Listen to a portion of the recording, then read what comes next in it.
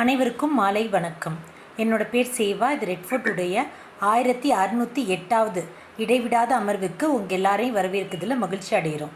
எங்களோடு இணைய உங்களுக்கு நாங்கள் இங்கே தினமும் 7 மணிக்கு, அதாவது 365 நாளும் புத்தக மதிப்பாய்வு செய்கிறோம். இன்றைக்கி நம்மளோட பேசுகிறவங்க சிவக்கனி அவர்கள். இன்றைக்கி அவங்க பேசுகிற புத்தகம் உடுமலை நாராயணகவி வாழ்க்கை வரலாறு. இப்பொழுது மேடை சிவக்கனி அவர்களுக்கு.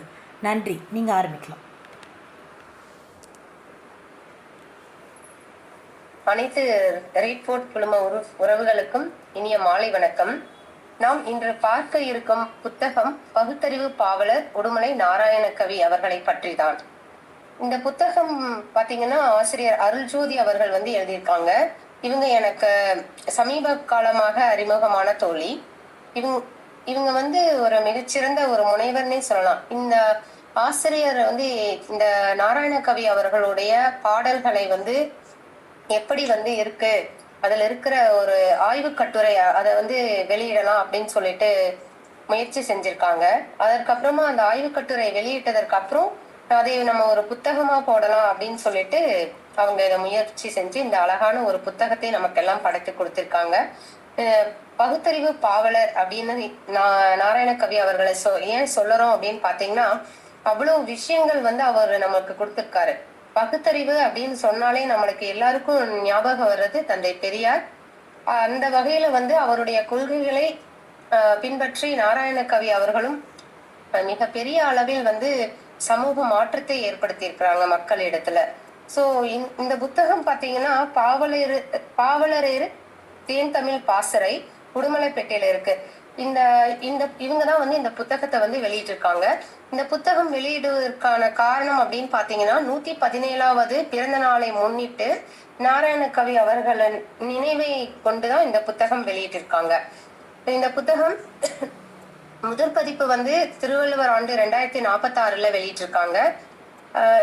இதுல மொத்தமா பாத்தீங்கன்னா 52 பக்கம் தான் இருக்கு. ஆனா புத்தகத்து குரு புத்தகம் அப்படின்னு சொல்றதை விட மிகப்பெரிய ஒரு பொக்கிஷம் அப்படின்னே சொல்லலாம். இந்த வடிவமைத்திருக்கிறவங்க யாருன்னு பாத்தீங்கன்னா கொழுமம் ஆதி அவர்கள். இவர்கள் அருள்ஜோதி அம்மா அவர்களுடைய கணவர். இவங்க 2 பேருமே ஒரு சமூக மாற்றத்தை ஏற்படுத்தணும் அப்படிங்கிற ஒரு நோக்கோட தான் பயணிப்பாங்க. சோ இவங்க கிட்ட பழகும் போது அந்த விஷயங்களை நான் கத்துக்கிட்டேன். இதுல இந்த புத்தகத்தோட விலை அப்படின்னு பாத்தீங்கன்னா 50 ரூபாய் தான். ஆனா 50 பக்கங்கள் அப்படின்னு நம்ம சொல்லிடலாம். ஆனா 50 பக்கத்துக்குள்ள இருக்கிற விஷயத்த ஒவ்வொரு வார்த்தைகளையுமே படித்து பார்க்கும்போது எவ்வளவு ஒரு நுணுக்கமான உணர்வுகள் அப்படின்னு தான் நம்ம சொல்லணும். இப்போ சாதாரணமா ஒரு வேலைக்கு போறோம் அப்படின்னா அந்த வேலையில நம்ம மேல இருக்கிற வீட்டு இருக்க அப்படிங்கிற ஒரு உணர்வு அப்படிங்கறது எப்படி, நம்ம எல்லாரும் சரிசமம், அன்பால இணைந்தவங்க, எல்லாரும் ஒரு தொழிலை நோக்கி வந்திருக்கோம். அந்த தொழில நம்ம நாட்டுக்கு எதை செய்யறோம் அப்படிங்கறத மட்டும் மையப்படுத்தி இருந்ததுன்னா இந்த உலகம் இன்னும் சிறப்பாக இருக்கும் அப்படின்னே சொல்லலாம். அந்த வகையில இந்த புத்தகத்துக்கு பதிப்புரை எழுதியிருக்காங்க. நம்ம எல்லாருக்குமே தெரியும், பாவாளர் அப்படின்னாலே பாக்களை எல்லாம் எழுதி மிக சிறப்பான முறையில் வெளியிட்டவங்களதான் பாவாளர் அப்படின்னு சொல்லுவோம். இவங்க பகுத்தறிவு குயில்கள் அப்படின்னு சொன்னோம்னா ஒரு 3 பேரை சொல்லலாம். யாருன்னு பாத்தீங்கன்னா புதுவை குயில் பாவேந்தன், குறிச்சி குயில் பாவலரேறு, உடுமலைக்கு அப்படின்னு எடுத்துட்டா நம்ம நாராயணகவி தான். அந்த உடுமலையில பிறந்திருக்கிறது எங்களுக்கும் மிகப்பெரிய மகிழ்ச்சி தான். இவர் பாத்தீங்கன்னா இவருடைய பிறப்பு அப்படின்னு பாத்தீங்கன்னா உடுமலைக்கு பக்கத்துல இருக்கிற பூலவாடி, இது முன்னத்தினால என்ன சொல்லியிருக்காங்கன்னா பூவிலைவாடி அப்படிங்கிற ஒரு கிராமம். அந்த கிராமத்துலதான் இவர் பிறந்திருக்காரு. இவங்களோட அம்மா பேரு முத்தம்மாள், அப்பா பேரு திருவமை கிருஷ்ணசாமி ஐயா அவர்கள். இவருக்கு நாராயணசாமி அப்படின்னு சொல்லிட்டு இவங்க பேர் வச்சிருக்காங்க பெற்றோர்கள். ஆனா இவரு இந்த ஜாதி பேர் நம்மளுக்கு இருக்கக்கூடாது அப்படிங்கறனால அந்த வழக்கத்தையே நம்ம கிட்ட இருந்து அடியோட எடுக்கணும் அப்படிங்கறக்காக அவரு தனக்கான ஒரு அடையாளமாக அப்படிங்கிற ஒரு ஊர் பெயரை மட்டும் நிலைநாட்டிக்கிட்டாரு. இவர் பகுத்தறிவு சுடரா என்னைக்குமே ஒளிந்து கொண்டுதான் இருக்காரு. இதை நம்ம ஒவ்வொரு கவிதையும் படிக்கும் போதே அவருடைய வரலாறையும் நம்ம தெரிஞ்சுக்கலாம். அது மட்டும் இல்லாம இவர் மிக எளிமையான வாழ்க்கையை வாழ்ந்து வந்தவர். கடுமையான வறுமை அப்படின்னு சொல்றோம் இல்லைங்களா, அந்த சூழ்நிலையில இவரோட அண்ணன் தான் இவரை எடுத்து அரவணைச்சு வளர்த்திருக்காரு.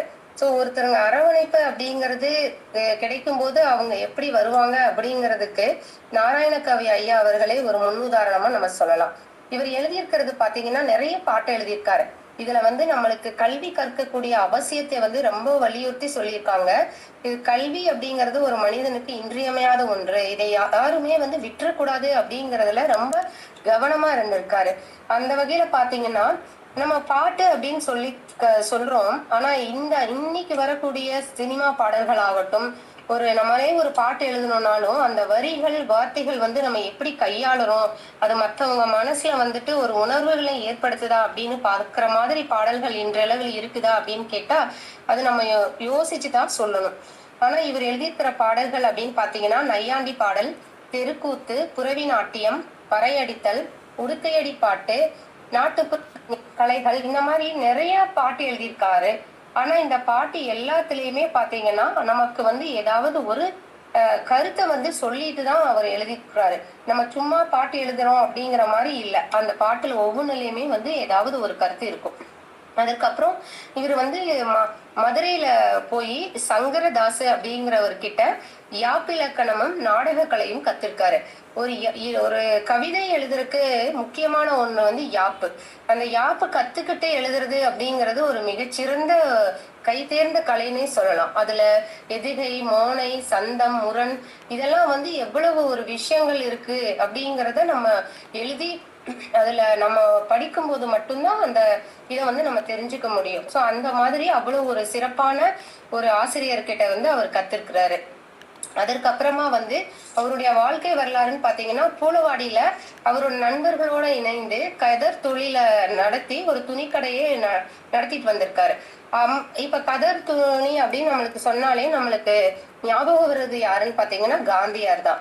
சோ அந்த காந்தியார் வந்து தேசிய உணர்வுக்கும் ஆங்கிலேயரோட நம்மளோட உரிமைகளை வந்து ஆங்கிலேயர்கிட்ட இருந்து நம்ம பெறுவதற்கும் முக்கியமான ஒரு இது என்னன்னா அந்த கதர் துணியை வந்து நம்ம சொல்லலாம். ஏன்னா காந்தி நம்ம நினைவு வந்தாலே நம்மளுக்கு கதர் துணியும் ஞாபகத்துக்கு வரும்.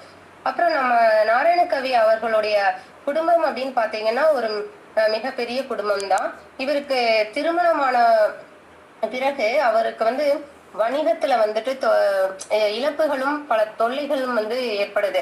இந்த கடன் தொழில இருந்து இவர் சரி கட்டணும் அப்படிங்கறக்காக அவர் வெளியூர் போறாரு. அப்ப வந்து பழனிக்கு போகும்போது பக்கத்துல திருஆவினன்குடியில வந்து முருகன் வந்து ஒரு சக்தி வாய்ந்த தெய்வம். அந்த தெய்வத்துக்காக வந்து இவர் பாடல்களை வந்து இயற்றிருக்கிறாரு. அப்போ ஒரு நண்பரோட உதவியில வந்துட்டு மதுரைக்கு போறாரு. மதுரையில போய் நாடகத்துறையில வந்து ஈடுபடுறாரு. சோ இந்த மாதிரி ஒவ்வொரு இடத்துக்கா அவர் பயிற்சி எடுத்து பல இடங்களுக்கு போகும்போது அவரோட பாடல்கள் எப்படி இருக்கு அப்படின்னா நாட்டு விடுதலை உணர்வை வந்து தூண்டும் வண்ணமாக இருக்கு. இப்போ நம்ம மதுரையில வந்து கலைவாணர் கிருஷ்ணன் அவர்களோட நட்பு கிடைக்குது. அதுக்கப்புறமா வந்து அவர் திரைப்படத்துறையில வந்து காலடி எடுத்து வைக்கிறாரு. இப்ப திரைப்படத்துறையில வந்துட்டு அவர் பல பாடல்களை எழுதியிருக்காரு. அந்த பாடல்களை எழுதும் போது அவருக்கு தந்தை பெரியாரோட நட்பும் அறிஞர் அண்ணா, பாவேந்தர் போன்றவர்களுடைய மிகப்பெரிய நட்பும் வந்து கிடைக்குது. சோ இதனால வந்து அவங்களுடைய கொள்கைகளை வந்து உணர்ந்து அவங்க என்ன பண்றாங்கன்னா நம்மளும் ஒரு புதிய எழுச்சியை ஏற்படுத்தணும் அப்படின்னு சொல்லிட்டு நம்மளுக்கு எழுத்து ஆயுதமான ஒரு பேனாவை வைத்து நம்மளால முடியும் அப்படிங்கிற நம்பிக்கையோடு மிகப்பெரிய அரிய பாடல்களை எல்லாம் வந்து எழுதியிருக்காங்க. அந்த காலத்துல சொல்லுவாங்க படம் வந்து ஹிட் ஆகுதோ இல்லையோ பாட்டுனாலதான் வந்து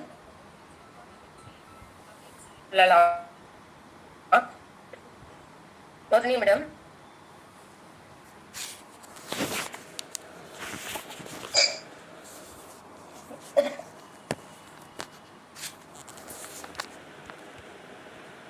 அதற்கப்புறமா பாத்தீங்கன்னா 1933ஆம் ஆண்டு கிருஷ்ணலீலா அப்படிங்கிற ஒரு படம் வந்துச்சு. அந்த படத்துல அவருடைய பாடல்கள் தான் வந்து மிகச் சிறப்பான ஒரு வெற்றியை வந்து கொடுத்தது அப்படின்னே சொல்லலாம்.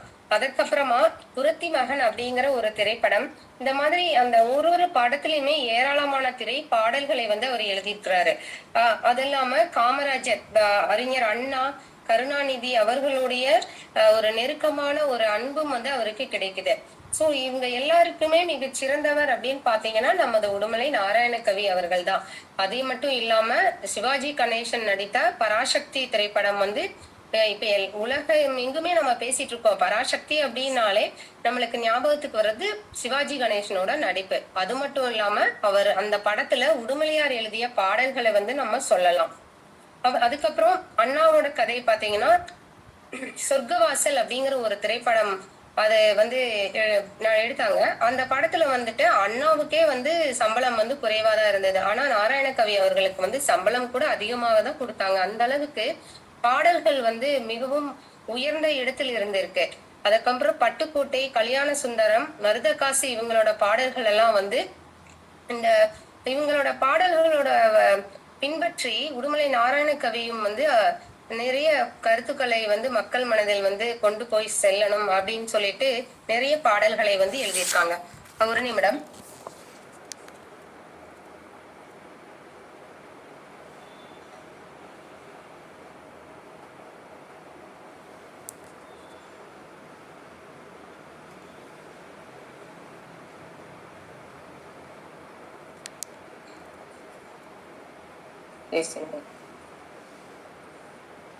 இந்த மாதிரி நம்ம நாராயணகவி அவர்களை பற்றி சொல்லணும்னா நிறைய விஷயங்களை சொல்லிட்டே போலாம். அது மட்டும் இல்லாம திருக்குறளை கையாண்டு அவர் வாழ்வியல்ல நம்ம அறத்துப்பால், பொருட்பால், இன்பத்துப்பால் இந்த மூணுமே வந்து திருக்குறளை வந்து நம்ம உலக பொதுமறை அப்படின்னு சொல்லிட்டு இருக்கோம். அந்த உலக பொதுமறையில் இருக்கிற குறள்களையும் எடுத்து அவருடைய பகுத்தறிவு கொள்கையோடு ஒப்பிட்டு மிகவும் அழகாக எடுத்து மக்களுக்கு உணர்த்தியிருக்காரு.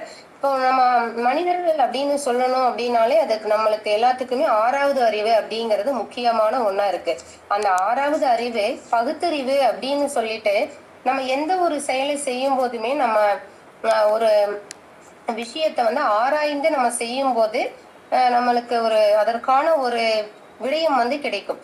எந்த பக்கம்னாலும் பயன்படுத்தலாம். ஒரு கருவி இருக்கு அப்படின்னா அதை நம்ம எப்படி உபயோகப்படுத்தணும் அப்படிங்கிறத நம்ம தெரிஞ்சுக்கிட்டு கரெக்டா பயன்படுத்தணும் அப்படிங்கிறத வந்து அததான் வந்து நம்ம பகுத்தறிவு அப்படின்னு சொல்லலாம். அதற்கு வந்து தந்தை பெரியாரை வந்து இவர் பின்பற்றி இருந்தாரு அப்படின்னு சொன்ன இல்லைங்களா? அதுல வந்து அவர் ஒரு பாட்டு எழுதியிருக்காரு. பழமையான மூட பழக்க வழக்கத்தில் பால்பட்ட நெஞ்சார்க்கு புரியார் படித்துணர்ந்து பகுத்தறிவு கட்சி தன்னை பரவச் செய்து வரும் நெறியார் என்றும் இழிவை நீக்கும் ஈவே ராமசாமி என்ற எங்கள் தந்தை உண்மை பெரியார் மன இருளை நீக்கி நம்மை மனிதனாக்கி மதவெறியை போக்கி நல்ல நெறியை காட்ட வந்த என்றும் எங்கள் பெரியார். அவர் பெரியார் மேல வச்சிருக்கிற ஒரு மரியாதை, அவருடைய உணர்வுகளை அவர் வந்து பின்பற்றிருக்காரு அப்படின்னு சொல்றதுக்கே இந்த பாடல்கள் எல்லாம் வந்து அவர் எழுதியிருக்காரு. அதுக்கப்புறம் மட்டும் இல்லாம ஒருத்தவங்களுக்கு கல்வி அப்படிங்கிறது ரொம்ப முக்கியமான ஒண்ணா இருக்கு. சோ அதை வந்து நம்ம கிட்ட விதைக்கணும் அப்படிங்கறக்காக நம்ம படித்தவங்க கிட்ட படிக்காத பாமரனும் வந்து கல்வியின் அவசியத்தை தெரிஞ்சுக்கணும் அப்படிங்கறக்காக ஒரு பாட்டு எழுதியிருக்காரு. பார் முழுதும் மனித குலம் பண்புதனை விதைத்து பாமரர்கள் நெஞ்சத்திலே பகுத்தறிவை வளர்த்து அப்படிங்கிற ஒரு வரிகள் வந்து நம்மளுக்கு எதை சொல்லுது அப்படின்னு பாத்தீங்கன்னா, ஒரு பகுத்தறிவு அப்படிங்கிறது ஒரு மனிதனுக்கு அத்தியாவசியமான ஒன்னாதான் நம்ம எடுத்துக்கணும். ஒரு குழந்தை இருக்கு அப்படின்னு பாத்தீங்கன்னா அதுகிட்ட நம்ம ஒரு சின்ன வயசுல இருந்தே நம்ம எதை நம்ம சொல்லி தந்துட்டு இருக்கோமோ அதுதான் வந்து பிற்காலத்துல வந்து அந்த குழந்தைய வந்து ஆகணும் அப்படின்னு சொல்லிட்டு நம்ம சொல்லுவோம். அந்த மாதிரி நம்ம குழந்தைகளுக்கும் நல்ல ஒரு பகுத்தறிவு சிந்தனைகளை, நல்ல ஒழுக்கங்களை வந்துட்டு நம்ம கத்துக் கொடுக்கணும் அப்படிங்கறத ஒரு பாடல்ல சொல்லியிருக்காரு. பிள்ளைகளை சீர்திருத்தி பெரியவர்கள் ஆக்கணும் அப்படின்னு சொல்லியிருக்காரு. அந்த சீர்திருத்தி அப்படிங்கிற வார்த்தைக்குள்ள பல விஷயங்கள் இருக்கு. அதை நம்மளை கேட்டுக்கலாம். ஒரு குழந்தை கிட்ட நம்ம எதை வந்து நம்ம கத்து கொடுக்கறோம் அப்படிங்கறதுல இருந்து ஆரம்பிச்சு குழந்தை எப்படி வளர்ந்து அது வாழ்ந்து அது மற்றவர்களுக்கு எதை கொடுக்கிறது அப்படிங்கறத அடுத்த தலைவைக்கு நம்ம எதை சொல்றோம் அப்படிங்கறத இந்த பாட்டுல நம்ம தெரிஞ்சுக்கலாம். அதற்கப்புறம் நம்ம எல்லாருமே சொல்றோம் பஞ்சாங்கம் பஞ்சாங்கம் அப்படின்னு பேசிட்டு இருக்கோம்.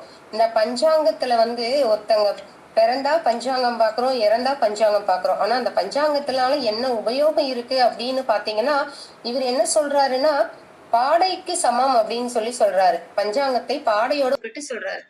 பகுத்தறிவுக்கு ஒவ்வொரு பஞ்சாங்கத்தை பாடைதனை பார்ப்பனர்கள் சரிபாதி பாய்ச்சி விட்டனர். இப்ப நம்ம அதனால நம்மளுக்கு என்ன லாபம் அப்படின்னு பாத்தீங்கன்னா ஒண்ணுமே இல்லை. கடந்து வரும் வாழ்க்கையில எதை நோக்கி போயிட்டு இருக்கிறோம் அப்படின்னா இந்த மாதிரி மூட நம்பிக்கைகளை பின்பற்றாதீர்கள் அப்படிங்கறத மிக அழகாய் எடுத்து சொல்லியிருக்காரு. நினைச்சதையெல்லாம் எழுதி வச்சது அந்த காலம். நேரில் எதையும் நேரில் நேரில் பார்த்தே நிச்சயிப்பது இந்த காலம் அப்படின்னு சொல்றாரு. இதெல்லாம் என்ன அப்படின்னு பாத்தீங்கன்னா, பகுத்தறிவுக்கு மாறாத விஷயங்களை நம்ம எடுத்துக்க கூடாது. என்ன விஷயங்கள் தேவை அப்படிங்கறத உற்று நோக்கி பாருங்க. அதற்காக தான் நம்மளுக்கு 5 விலங்கிலிருந்து நம்மளுக்கு 6 அப்படிங்கறதே இறைவன் கொடுத்திருக்காரு அப்படின்னு சொல்றாரு. அதற்கப்புறம் கடவுளையுமே அவர் சொல்றாரு. இதுல ஒரு பாட்டு என்ன சொல்லியிருக்காரு, யோசனை இல்லாமல் பேசாதே முன்பின் நீ, உன்னை மறந்தே உலகை ஏசாதே, ஆசையினால் சினம் அடையாதே, பகுத்தறிவையும் இழந்து நீ உளராதே அப்படிங்கிறார். நம்ம என்ன பண்ணிட்டு இருக்கோம்னு ஒரு சில நேரங்கள்ல நம்மளுக்கு தெரியாது. நம்மையும் மறந்து நம்ம டக்குன்னு பேசிடுவோம். அந்த மாதிரி பேசாதீங்க, ஒரு சிந்தித்து நிதானமாக செயல்படுங்க அப்படிங்கிறத இந்த இதுல சொல்லியிருக்காரு. அதுக்கப்புறம் மூட நம்பிக்கைகள் அப்படிங்கிறது நம்ம இவ்வளவு நேரம் பார்த்தோம் இல்லைங்களா. அறிவுக்கு ஒவ்வாத நிகழாத செயல்கள் மீது நம்பிக்கை கொண்டிருந்தால் அதுவே மூட நம்பிக்கை அப்படின்னு சொல்றோம். ஒரு மனிதனுக்கு நம்பிக்கை அப்படிங்கிறது அது ஒருவனை உயர்த்துற விதமா இருக்கணும். பல மூட நம்பிக்கைகளின் பின்னாடி நம்ம போயிட்டு இருக்கிறனால ஒரு அர்த்தமுமே இல்லை, அது வாழ்க்கை விரயம்தான் ஆகும் அப்படின்னு சொல்றாரு. அதற்கப்புறமா மூட நம்பிக்கை மறுப்பு அப்படிங்கறத பாத்தீங்கன்னா, அந்த காலத்துல எல்லாம் பாத்தீங்கன்னா வயசான கிழவன் எல்லாம் பணத்துக்காக ஒரு சின்ன பிள்ளையை கல்யாணம் பண்ணி வச்சிருவாங்க. சோ அந்த மாதிரி பண்ணாதீங்க, அதனால நம்மளுக்கு என்ன ஒரு அதிர்ஷ்டம் அப்படின்னு சொல்லிட்டு நீங்க அப்படி நினைச்சிட்டு நீங்க அதை பண்ணாதீங்க. இதுல இருந்து எல்லாம் நீங்க இதெல்லாம் ஒரு மூடத்தனம் அப்படிங்கறத எடுத்து சொல்றாரு. அதற்காக ஒரு பாட்டு எழுதியிருக்காரு. பணத்துக்காகவே குமரி கிழவனை மணந்தால் செய்வோம் கேலி, மிக பழமையில் மூட பழக்க வழக்கம் ஒழிப்பதுவே நம் சோழி. இதுல பாத்தீங்கன்னா பணத்துக்காக மணந்தால் அப்படிங்கிற அந்த எதுகையெல்லாம் இருக்கும். பழமை ஒழிப்பது இதெல்லாம் அவருடைய பாடல்கள் நம்ம படிக்கும் போது இலக்கணம் இதுக்குள்ளேயே இருக்கும். இதுல இருந்து நம்ம யாப்புமே கத்துக்கலாம். அதுக்கப்புறம் சொல்லாடல் எப்படி எடுத்துக்கணும். இப்போ கேலி சோழி அப்படிங்கறதெல்லாம் பாத்தீங்கன்னா நம்மளுக்கு எழுதணும் அப்படிங்கிற ஒரு ஆர்வத்தை கூட கொடுக்கும் விதமாக இருக்கு. அப்புறம் இன்றைய உலகில பாத்தீங்கன்னா அதிர்ஷ்டம் அப்படிங்கிறது மக்கள் நிறைய பேரு, அவன் என்ன யோகக்காரன் அதிர்ஷ்டம் அடிச்சது அதனால அவன் செலக்ட் ஆயிட்டான் அப்படின்னு சொல்லுவாங்க. ஆனா அது ஒரு முட்டாள்தனம். அதிர்ஷ்டத்தை நம்பி ஏமாறுவது இந்த காலத்துல ஒரு உண்மையே கிடையாது. அதற்கு எடுத்துக்காட்டா நிறைய பேரை சொல்றாங்க. அதுக்கு இவர் ஒரு பாட்டு எழுதியிருக்காரு. ஆளை ஏய்ச்சி தின்பார் எல்லாம் வேலை செஞ்சே தீரணும், இனி அதிர்ஷ்ட யோகம் என்ற சொல்லை அகராதியை விட்டே எடுக்கணும் அப்படிங்கிறாரு. நம்ம ஒரு அகராதியிலிருந்து எடுக்கக்கூடிய வார்த்தை அப்படின்னா அது ஒரு அதிர்ஷ்டம் அப்படிங்கிறது தான். நம்ம சொல்லிக்குவோம் அதிர்ஷ்டம் இருக்கணும்ப்பா அப்படின்னு சொல்லுவோம். ஆனா அதுக்கு இவர் அப்படியே முற்றிலும் மாறுபட்ட கருத்துக்களை மனிதர்களிடையே எடுத்து சொல்லியிருக்காங்க. அதற்கப்புறம் நிறைய நம்ம இந்த குழந்தைகள்கிட்ட எல்லாம் பாத்தீங்கன்னா 12 மணிக்கு அங்க போகாதீங்க, பேய் பிசாசு இருக்கு, நீ அப்படிலாம் நம்ம சொல்லுவோம். அந்த மாதிரி எண்ணத்தை குழந்தைகள் மனசுல விதிக்க கூடாது அப்படிங்கிறதையும் வலியுறுத்தி சொல்லியிருக்காரு. பேய் இருக்குது கிணத்திலே, பிசாசு இருக்குது மரத்திலே என்று பிள்ளைகளுக்கு சொல்லி கொடுத்தது 50. ஆயும் கலைஞன் ஏட்டிலே அமைந்த நீதி பாட்டிலே, அறிவிற்கு படிச்சுக்கோ எங்குது 60. இந்த பாடல்ல மூட நம்பிக்கையை தவிர்த்து அறிவு பாடத்தை படிக்க சொல்லி நம்ம குழந்தைகளுக்கும் வலியுறுத்துகிறார் உடுமலை நாராயண கவி அவர்கள். அதற்கப்புறம் சொர்க்கம் நரகம் அப்படின்ட்டு இப்ப நம்ம எல்லாரும் சொல்லிட்டு இருக்கோம். நீ ஏதாவது புண்ணியம் செஞ்சிருந்தேன்னா நீ சொர்க்கத்துக்கு போவ, பாவம் செஞ்சேன்னா நரகத்துக்கு போவ அப்படின்னு சொல்லுவாங்க. ஆனா அதற்கு இவர் ஒரு பாட்டு சொல்றாரு. எங்கே சொர்க்கம் எங்கே சொர்க்கம் என்றே தேடுறீர், ஏமாந்தே ஓடுறீர், அது அங்கே இல்லை இங்கே உண்டு, அன்பால் நாடுவீர் ஒன்றாய் கூடுவீர் என்று மறுக்கிறார். சாத்திரங்கள் பொய் என்பது எதனாலே, மாற்றுகிற வார்த்தையும் இருப்பதாலே. இதுல நம்ம சொல்லிக்கலாம், சாத்திரம் எழுதியிருக்காங்க அந்த காலத்துல அப்படின்லாம் நம்ம சொல்லலாம். ஆனா இப்ப நம்ம எதை நம்ம மக்கள் மனசுல விதைக்கிறோம் அப்படிங்கறத தெளிவா எடுத்து சொல்லியிருக்காரு. அதற்கப்புறம் முக்கியமா அவர் ஜோதிடம் மேல ரொம்ப வருத்தப்படுறாரு. எவ்வளவுதான் ஆராய்ச்சிகள் இருந்தாலும் கூட ஜோதிட நம்பிக்கை அப்படிங்கிறது ஒரு மிகப்பெரிய மூட நம்பிக்கை அப்படிங்கறது சொல்லிக்கிறாரு. நம்மளோட பிறப்பியம் பாத்தீங்கன்னா பஞ்சாங்கம் பார்த்துதான் கணிக்கிறாங்க. அதெல்லாம் நம்மளுக்கு தேவையில்லை. இது பழந்தமிழர்களிடம் ஜாதகம் பார்க்கணும் அப்படிங்கறதே இல்ல அப்படிங்கிறாரு. அத பழனி வேலனார் சொல்லியிருக்காரு. அதை இப்ப நம்ம மக்களுக்கு அவர் எப்படி சொல்றாரு அப்படின்னு பாத்தீங்கன்னா, ஜோதிடர்கள் மருத்துவரை விட மோசமானவர்கள், தன்னிடம் சாதகம் பார்க்கும் ஒரு வாடிக்கையாளன் செத்து போய்விட்டாலும் கூட பரிகாரம் செய்தால்தான் நல்லது என்று வாரிசுகளிடம் பணம் கறந்து கொண்டேதான் இருப்பார்கள். இதுல வந்துட்டு இங்கதான் விஷயம். ஆனா அவர் அத ஒரு பாட்டு சொல்றாருன்னா, வாதி புழுகன் வைத்தியன் மாந்திரீகன் ஜோதிடம் என்பானோ ஞானத்தங்கமே சுத்த புழுகனடி அப்படின்னு சொல்லிட்டு அந்த பாட்டை சொல்றாரு. வரிகள் 2 வரி 3 வரி இருந்தாலும் அதற்குள்ள இருக்கிற ஆழமான கருத்துக்களை தான் நம்ம இங்க பார்க்கணும். அதற்கப்புறம் கடவுள் மறுப்பு அப்படிங்கிறத சொல்லியிருக்காரு. கடவுள் அப்படிங்கிறதே ஒரு ஆற்றல் தான். இந்த ஆற்றல் ஒரு மனிதனுக்கு நம்பிக்கையை ஏற்படுத்தணும். மக்களிடையே ஒரு மூட நம்பிக்கைகளை போக்கணும். அது நல்ல ஒரு நம்பிக்கையை ஏற்படுத்தக்கூடிய விதமாக இருக்கணும். அதற்கு கடவுள் அப்படிங்கிற பெயர் தானே தவிர நம்மளோட எல்லாரும் பழகிட்டு இருக்கோம் இல்லைங்களா, மனிதம். இததான் நம்ம கடவுள்னே சொல்லலாம். இவர் என்ன சொல்றாருன்னா, இல்லை என்பார்கள் சிலர் உண்டென்று சொல்வர், எனக்கில்லை கடவுள் கவலை. இந்த கவலை அப்படிங்கிறது மனிதனுக்கு மிகப்பெரிய வியாதியை ஏற்படுத்துகிறது. ஒரு சிலவங்க கடவுள் கடவுள்னு சொல்லிட்டு போயிட்டு இருக்காங்க, ஒரு சிலர் கடவுள் இல்லைங்கிறாங்க. ஆனா இவர் என்ன சொல்றாருன்னா, இதுக்காக ஒரு இதை சொல்றாரு. திருக்குறள்ல கடவுள் வாழ்த்து அப்படிங்கிறது ஒரு இறைச்செறிகள் தான். ஆனா திருவள்ளுவர் நமது 1330 குறள்லையுமே எங்கேயுமே கடவுள் அப்படிங்கிற இந்த சொல்லை கையாண்டிருக்கவே மாட்டாரு அப்படிங்கிறத எடுத்து சொல்றாரு. அதுக்கு கடவுள் மறுப்பு கொள்கையா இவர் என்ன பாட்டு எழுதியிருக்காரு அப்படின்னா, காலம் செய்கிறதை கடவுள் செய்யாததென்று கவனத்தில் வையுங்கடா, எட்டாத விஷயத்தை ஈசன் பேரால் இயற்கை என்கிறாங்க, இனிமேல் இயற்கையும் கூட செயற்கையிலாகும் முயற்சியும் பண்ணுறாங்க அப்படின்னு சொல்றாரு. இந்த வார்த்தைகள், இந்த பாடல் வரிகள் எல்லாம் நம்ம படிக்கும் போது நமக்குள்ள எவ்வளவு ஒரு தாக்கத்தை ஏற்படுத்துது அப்படிங்கறத நம்ம உணர முடியும். அதற்கப்புறம் கலைவாணி, விநாயகர் இவங்களுக்கு எல்லாமே கூட ஒரு பாட்டு எழுதியிருக்காங்க. இதெல்லாம் நீங்க இந்த புத்தகம் வாங்கி படிக்கும் போது உங்களுக்கே புரியும். இந்த புத்தகம் ஒவ்வொருவருமே வாங்கி படிக்கக்கூடிய நூல் தான். இதுல உடுமலையார் என்ன சொல்றாருன்னா, ஆத்திகமா நாத்திகமா அப்படின்னு கேள்வி கேட்டு அவரு அதுக்கான ஒரு அறிவு வினாவும் எழுப்பி அவரு அதுக்கு ஒரு பாட்டு எழுதியிருக்காரு.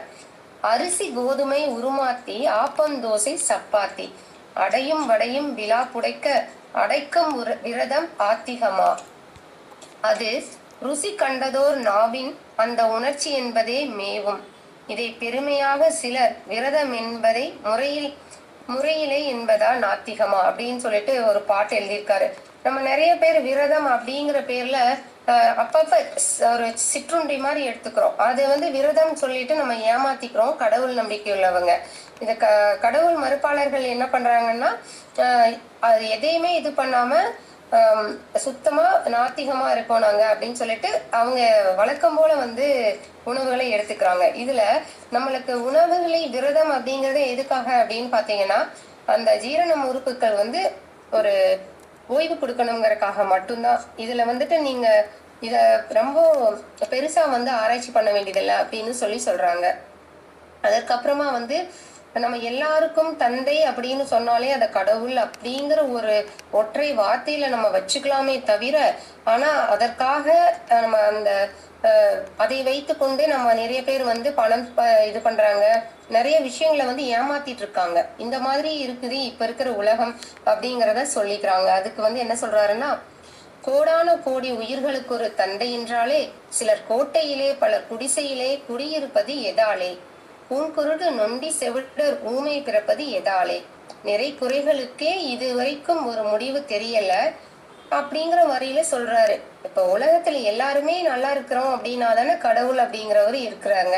இதுல ஏழை பணக்காரன், இந்த ஊமை, கால் முடமா இருக்கிறது, இந்த மாதிரி இருக்கிற விஷயம் அந்த மாதிரி கடவுள் படைக்கிறாரு.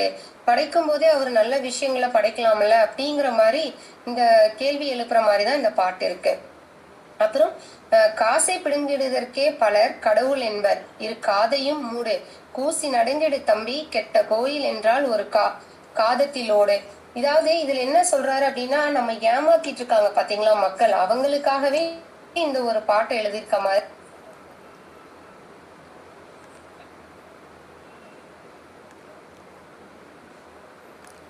சிவகனி மேம் மியூட் ஆயிடுச்சு.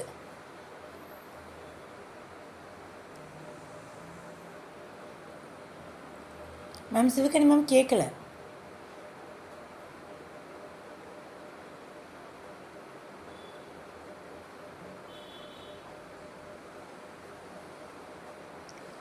சிவகரிமா மியூட்டில் இருக்கீங்க, மியூட்டு. மதங்கள் கூறும் மலைக்காக ஒரு கடவுள், மக்கள் தம்மை மாள வைக்க ஒரு கடவுள், அவரை காத்து பிழைக்க வைக்க ஒரு கடவுள், பெண்டிற்கெல்லாம் பிள்ளை தர ஒரு கடவுள், கல்விக்கென்று உழைக்காது செல்வந்தர் ஒன்றவர், உலகத்துக் கடவுள் எல்லாம் விரைவில் மாளும்.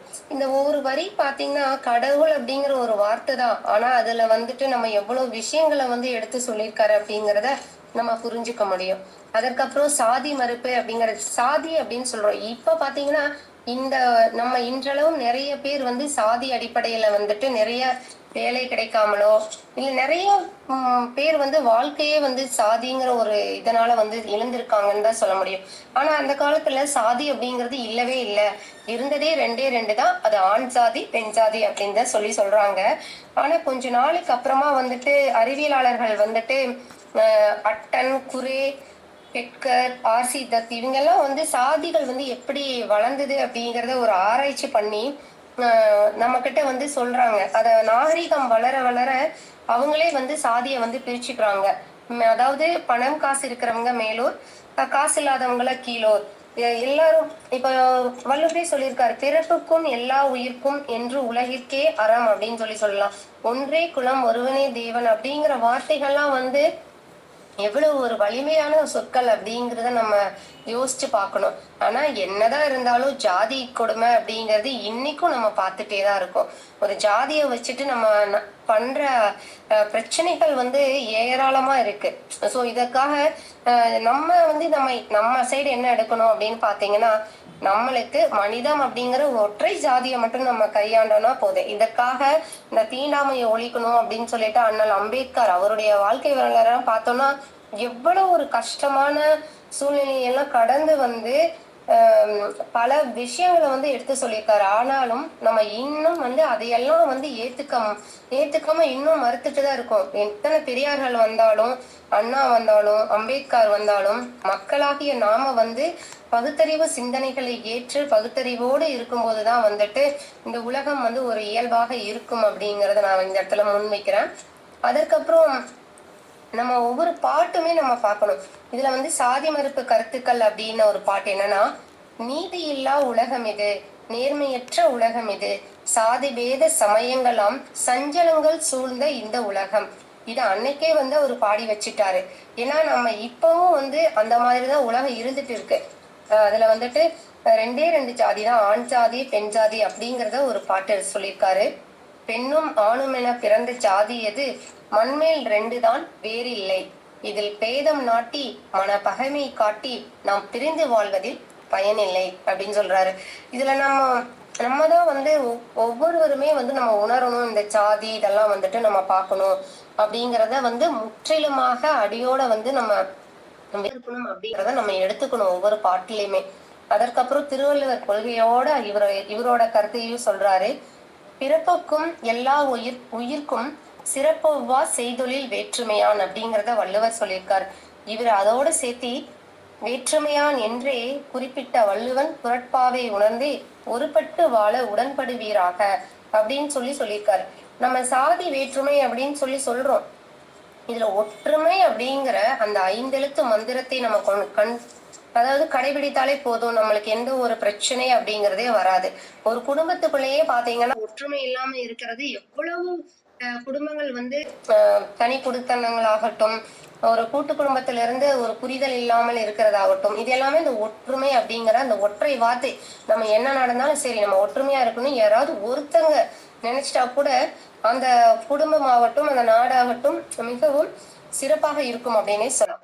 அதுக்கப்புறமா அவர் நிறைய பாட்டு கொடுத்திருக்காரு. ஜாதி மத பேதம் இல்லாமலே தன்னலம் எண்ணாமலே மேலாம். தன்னலம் அப்படிங்கிறது இல்லாம பிறர் நலமோடு நம்ம நினைக்கும் போது ஒரு நல்ல ஒரு நாடு உருவாகும் அப்படிங்கிறத எடுத்து சொல்லியிருக்காரு. அதற்கப்புறம் இயற்கையை பத்தி ரொம்ப அழகா எடுத்து சொல்லியிருக்காரு. அந்த இயற்கை அப்படிங்கிறது எவ்வளவு ஒரு அற்புதமான ஒரு பரிசு. இயற்கையுடன் போராடுவதும் அதை கட்டுப்படுத்துவதும் தான் மதம் அப்படின்னு சொல்ற பெரியாரோட கொள்கைக்கு அவர் அவரோட வார்த்தையை வச்சே நிறைய விஷயங்களை சொல்லிக்கிறாரு. என்னன்னா, சாதியால் சமயங்களால் அறிவு தலைக்காது அப்படின்னு சொல்றாரு. அதுக்கப்புறம் ஒரு மதமும் வேண்டாம் தம்பி, உண்மையுடையார்க்கே பெருமதங்கள் என்னும் அந்த பேய் பிடிக்க வேண்டாம். அதை சொல்றாரு. நம்ம எவ்வளவு பாடல்கள் வந்தாலுமே கூட நமது மனதிலிருந்து அந்த மதங்கள் விலகினால் ஒழிய நம்ம வந்து ஒரு நல்ல ஒரு உலகத்தை வந்து ஏற்படுத்த முடியாது. இதுல பாத்தீங்கன்னா ஜாதி மத கருத்துக்கள் எல்லாம் நம்ம பார்த்தோம் இவ்வளவு நேரம். அதுக்கப்புறம் அவருடைய பொது உடைமை கருத்துக்கள் அப்படின்னு பாத்தீங்கன்னா, பொது உடைமை வந்து எல்லாருக்குமே எல்லாமே கிடைக்கணும். அப்படி இருந்துச்சுன்னா தானே அது நல்லா இருக்கும். சோ நம்ம ஒருத்தங்க நல்லா இருக்காங்க, ஒருத்தங்களுக்கு வாழ கஷ்டம் அப்படிங்கும் போது அங்க எங்க இருக்கு பொது உடைமை? பொது உடைமை அப்படிங்கறது அடிப்படை தத்துவம் என்ன அப்படின்னு பாத்தீங்கன்னா, ஒரு மனிதனுக்கு ஒரு கவலை இல்லாத வாழ்வுதான் வாழ்ந்தாதான் வந்து அது ஒரு பொது உடைமை அப்படின்னு சொல்லலாம். யாருக்காவது கவலை இல்லாம இருக்க முடியுமா? கவலை அப்படிங்கிறது ஏதாவது ஒரு இடத்துல வந்து இருக்கதான் செய்யுது. அதுல கவலை வந்து 1008 வச்சிருக்கணும் நம்ம. இதுல பொது உடைமை தத்துவம் அப்படிங்கறத தந்தை பெரியார் ஃபர்ஸ்டே நம்மளுக்கு சொல்லியிருக்காரு. இதெல்லாம் வந்து இவரு முன்னிலைப்படுத்தி இவரது பாடல்கள்ல வந்து நிறைய கருத்துக்களை வந்து சொல்லியிருக்காரு. இப்ப எல்லாருமே வந்து ஒரே ஒரு ரத்தம் அப்படிங்கிறது சிவப்பாதான் இருக்கு எல்லாருக்குமே. ஆனா வந்து நம்மளுக்குள்ள இருக்கிற எண்ணங்கள் ஆகட்டும், நம்ம நடந்துக்கிற விதங்கள் ஆகட்டும் எவ்வளவு வேறுபாடோடு இருக்குது அப்படிங்கிறத நம்ம உணர்ந்துக்கணும் அப்படின்னு சொல்றாங்க. அதுக்கு வந்து என்ன சொல்றாருன்னா, உலகம் வந்து நீரும் மண்ணும் வந்து எல்லாருக்குமே பொதுவானதுதான். அது மாதிரி ஒருத்தர் உழைக்கிறாரு, ஒருத்தர் வந்து உழைக்காம நோகாம சாப்பிடுறாங்க அப்படின்னு சொல்றோம் இல்லையா? அந்த மாதிரி இருக்கக்கூடாது. சாதி, குலம், இவன் அவன் அப்படிலாம் நம்ம எதுவுமே பார்க்க வேண்டியதில்லை. உயர்வு தாழ்வு இல்லாம எல்லாரும் வந்து பொதுமை உணர்வோடு இருக்கணும் அப்படிங்கிறத நம்ம எல்லாருக்குமே உள்ளத்துல தோணிருச்சு அப்படின்னாலே ரொம்ப சிறப்பு அப்படின்னு சொல்றாரு. அதுக்கப்புறம் ஏழையின் சிரிப்பில் இறைவனை காண்போம் அப்படின்னு அண்ணா சொன்னாரு. அந்த அண்ணா சொன்ன வார்த்தைக்கு அவர் என்ன சொல்றாருன்னா, வலியோர் சிலர் எளியோர் தமைவதையே புரிகுவதா மகராசர்கள் உலகாளுதல் நிலையாம் எனும் நினைவாம் என்று எளியோருக்காக பொங்கி எழுந்து பொது உடைமை பாடியவர் பாவேந்தார். இந்த மாதிரி ஒரு மனுஷங்க வந்து ஏச்சு பொழைக்கிறது வந்து ஒரு வாழ்க்கையா அப்படிங்கிறத இவர் சொல்றாரு. என்ன சொல்றாருன்னா, மனுஷன் ஏச்சு பொழைச்சது அந்த காலம், மடமை நீங்கி பொது உடைமை கோருவது இந்த காலம். பொது உடைமை கேட்பது எதனாலே, தொழில் புரிந்தும் புசிப்பு அற்றும் போனதாலே. குடிக்க தண்ணீர் இல்லாது பெருங்கூட்டம் தவிக்குது, சிறு கும்பல் மட்டும் ஆரஞ்சு பழ சூசு குடிக்குது. அடுக்கு மாடி மீது படுத்து தூங்குது, பல ஆயிரக்கணக்கான மக்கள் பாயில்லாமல் இயங்குது. இதெல்லாம் நம்ம அன்றாட வாழ்க்கையில வந்து ஒவ்வொரு மனிதர்களை கடந்து போகும்போது நம்ம பார்த்துக்கிட்டே தான் இருப்போம். இதெல்லாம் வந்து நம்ம இந்த பாடல்களை எல்லாம் படிக்கும்போது மட்டும்தான் நம்ம உணரணுமா அப்படின்னு இல்லை. நம்ம பார்க்கிற மக்களோட எண்ணங்களையும் அவங்களோட நிலையை பார்த்தே நம்மளால முடிந்த உதவிகளை செஞ்சு இந்த அந்த கஷ்டங்கள்ல இருந்து அவங்கள மீட்க பார்க்கணும் அப்படிங்கிறது. அதுக்கப்புறம் சாப்பாடு இல்லாம தவிக்குதுங்க சனம், பூப்பாடு போட்டு மனம் குமுறுதுங்க என்றால் தாப்பாலை போடுறாங்க பாருங்க அந்த சண்டாளர் ஏங்கவே தன்னலமும் நீங்கவே தாரணை மீதிலே பாடுங்க ராகம் கா கா கான்ட்டு. நம்ம சாப்பாடு காக்கா வைக்கணும் இல்லையா? அப்ப காக்கான்னு சொல்லுவோம். ஆனா இந்த சாப்பாடுக்கு வைக்கிறோம் காக்காய்க்கு, ஆனா மனுஷங்களோட நிலைமைய பாருங்க அப்படின்னு சொல்றாரு. அதுக்கப்புறமா முதலாளி இருப்பு மட்டும் தொழிலாளிக்கு ஏற்படுமா முன்னேற்றமே, முதலெல்லாம் பொதுவானால் தொழிலாளிக்கு ஏற்படுமா ஏமாற்றமே. அது கரெக்டு தானுங்க. நம்ம வந்து எல்லாருக்குமே எல்லாமே கிடைச்சிருச்சுன்னா உலகம் அப்படிங்கிறது ஒரு நிலையானதா இருக்கும் அப்படிங்கிறத எடுத்து சொல்றாரு. பணக்காரர்களுக்கு தேடும் இன்பம், ஏழை பாட்டாளி மக்கள் படும் துன்பம். இதை வந்துட்டு பணக்காரங்க ஏழையோடு ஒப்பிட்டு பாட்டு எழுதியிருக்காரு. அதற்கப்புறம் எல்லாருக்குமே வந்து உழைப்பு அப்படிங்கிறது முக்கியமான ஒண்ணா இருக்கு. உழைப்பு இல்லாம யாராவது ஒரு நாளாவது இருக்க முடியுமா? உழைத்தால்தான் வந்து நம்ம நிம்மதியா தூங்க கூட முடியும். சோ அந்த வகையில உழைப்பே செல்வம், உழைப்பார்க்கே உலகம், உழைப்பார்க்கே உரிமை எல்லாம், உழைப்பாளிக்கே உலகம் உரியது அப்படிங்கறத அறிஞர் அண்ணா சொல்லியிருக்காங்க. இவர் சொன்னத இவர் வந்து அவருடைய பாட்டை எப்படி சொல்லியிருக்காருன்னா, உலகத்திலே உன்னதமாய் உயர்ந்த நாகரீகம் உபயோகம் காற்றும் மேகம் மிக உத்தமராம் தொழிலாளர் உழைப்பில் வந்ததாகும். நெத்தி வேர்வை நிலத்தில் விழ நித்தம் பாடுபட்ட தோழர் என்று தொழிலாளரை போற்றுகிறார். அதே சமயம் வேலை இல்லே செய்தா கூலி இல்லே கேட்பார், யாருமில்லே நாட்டிலே ஏழை விவசாயம் வீணாச்சு காட்டிலே, உயர் விண்மாறித்தான் வெளியிலே, அழுகையாய் பொழியுது நாடு பஞ்சத்தால் வாடுதே அப்படின்னு அவங்களோட கஷ்டத்தையும் அவரு எடுத்து இந்த பாட்டுல சொல்லியிருக்காரு. அதுக்கப்புறம் பொது உடைமை கொள்கையை பரப்புறதுக்காக தனியுடைமை கொடுமைதனை தகத்தெறிந்து தமை கொடுத்து பொது உடைமை நிலை உயர புதுவிழிகள் படிப்பித்து மார்க்ஸ் போல் லெனின் போல் மண்மைந்தன் சிவா போல் மாண்புற திகழ்ந்திடுவீர் மண்ணுரிமை காத்திடுவீர் அப்படிங்கிறத எடுத்து சொல்லியிருக்காரு. அது மட்டும் இல்லைங்க, இவர் NS கிருஷ்ணன், அண்ணா இவங்களோட அவருக்கான ஒரு உணர்வு கலந்த ஒரு பாசமான ஒரு நட்பு இருக்கு அப்படின்னே சொல்லலாம். இவங்களோட சிந்தனைகள் எல்லாமே பாத்தீங்கன்னா ஒரு மணி மகுடமா தான் இருக்கு. இவங்களுடைய பகுத்தறிவு கொள்கைகளாகட்டும், அவர்களுடைய சிந்தனைகளாகட்டும், அவருடைய அழகிய சொல் நடையாகட்டும், இது எல்லாமே உடுமலை கவிராயருக்கு ஒரு தனிச்சிறப்பு அப்படின்னு சொல்லலாம்.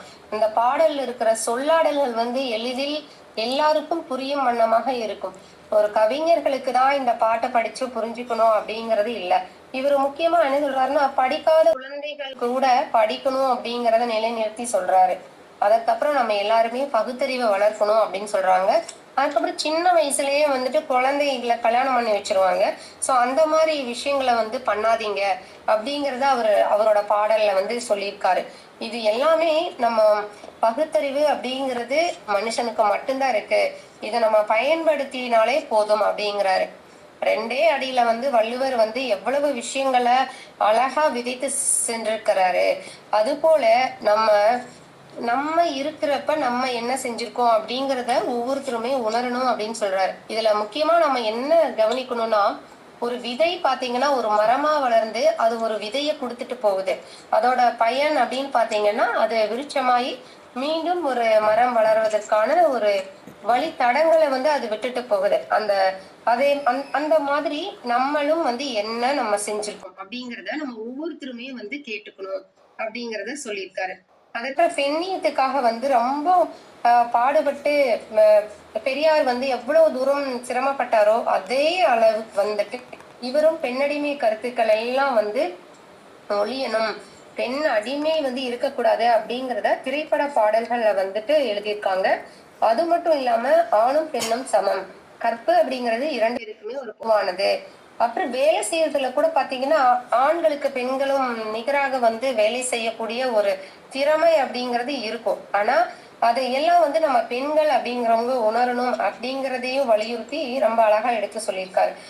அதுக்கப்புறம் இது எல்லாம் ஆண்கள் தான் நம்மளுக்கு தீமை செய்யறாங்க அப்படிங்கிற ஒரு தப்பான அபிப்பிராயம் வச்சுக்காதீங்க.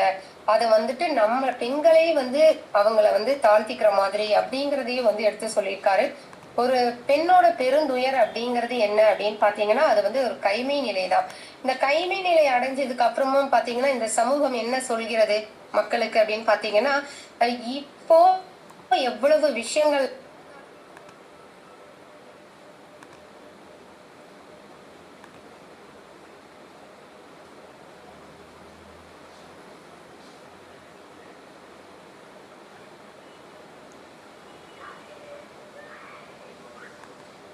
சிவகணி மேம் மியூட்டில் இருக்கீங்க.